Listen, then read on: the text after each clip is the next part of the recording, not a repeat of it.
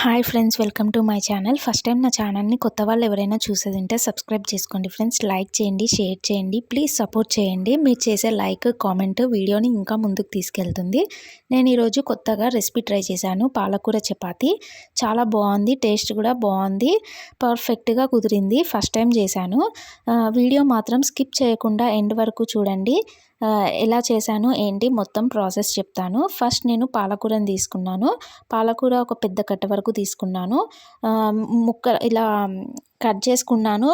కానీ కట్ చేసుకోకపోయినా అలాగే ఆకులతో అయినా బాయిల్ చేసుకోవచ్చు. నేను కర్రీ కోసం అని కట్ చేసుకున్నాను, కొంచెం పక్కకు పెట్టుకున్నాను. చపాతీ చేద్దామనేసి అప్పుడు ఐడియా వచ్చి ఇలా చపాతీ ప్రిపేర్ చేద్దామని బాయిల్ చేశాను. పాలకూర మొత్తం బాయిల్ చేశాక చల్లారిన తర్వాత ఒక మిక్సీ జార్లోకి తీసుకొని ఒక 4-5 వెల్లుల్లి, ఒక 2 పచ్చిమిర్చి, హాఫ్ స్పూన్ వరకు జీలకర్ర యాడ్ చేసుకున్నాను. పచ్చిమిర్చి యాడ్ చేసుకోకపోయినా పర్లేదు, మామూలుగా పాలకూర మొత్తం పేస్ట్ చేసి అయినా చేసుకోవచ్చు. కానీ ఫ్లేవర్ కోసం మంచిగా కారం తగులుతుంది కదా అని చెప్పి నేను పచ్చిమిర్చి కూడా యాడ్ చేసుకున్నాను.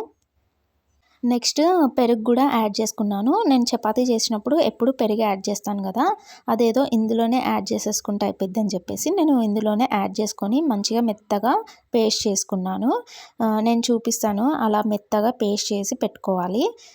ఇలా మెత్తగా పేస్ట్ చేసి పెట్టుకున్నాక ఒక బౌల్లో గోధుమ పిండి తీసుకున్నాను, కొంచెం సాల్ట్, కొంచెం ఆయిల్, ఒక స్పూన్ వరకు ఆయిల్, ఇవి యాడ్ చేసుకొని మొత్తం కలిపేసుకొని, సాల్ట్ ఆయిల్ మంచిగా మొత్తం కలిపేసేసుకొని, ఇప్పుడు మనం చపాతీ పిండి ఎలా కలుపుకుంటామో అలానే ఈ పేస్ట్ చేసి పెట్టుకున్నాం కదా, ఆ పేస్ట్ని కొంచెం కొంచెంగా వేసుకుంటూ కలుపుకోవాలి. చపాతీ పిండిలాగా మరీ గట్టిగా కలుపుకోవద్దు, మరీ మెత్తగా కలుపుకోవద్దు, నార్మల్గా మంచిగా కలుపుకోవాలి. నేను చూపిస్తున్న విధంగా కలుపుకోవాలి.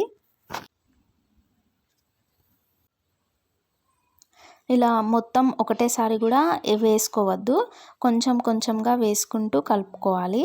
వాటర్ కూడా ఏం అవసరం లేదు. ఇదే పేస్ట్ తోటి మనకి పిండి రెడీ అయిపోద్ది.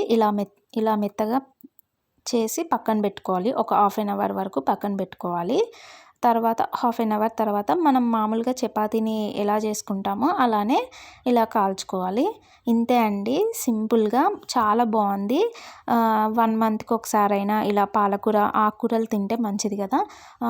కర్రీనే కాకుండా ఇలా ఒకసారి ట్రై చేయండి, మంత్లీ ఒకసారి. చాలా బాగుంటుంది, వీక్ ఒకసారైనా చేసుకోవచ్చు. చాలా టేస్ట్ ఉంటుంది, హెల్దీ కూడా, పిల్లలు కూడా మంచిగా తింటారు ఇష్టంగా.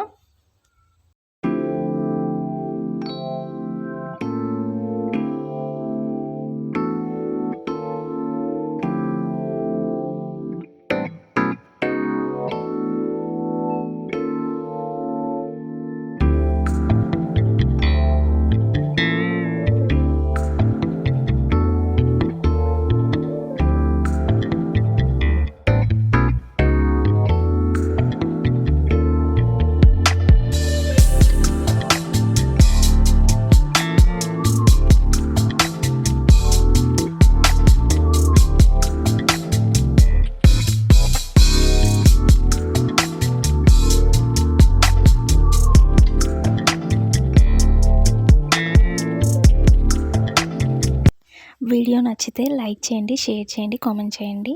ప్లీజ్ సబ్స్క్రైబ్ చేసుకోండి. మంత్లీ ఒక్కసారైనా ఈ రెసిపీ ట్రై చేయండి. Thank you friends, bye.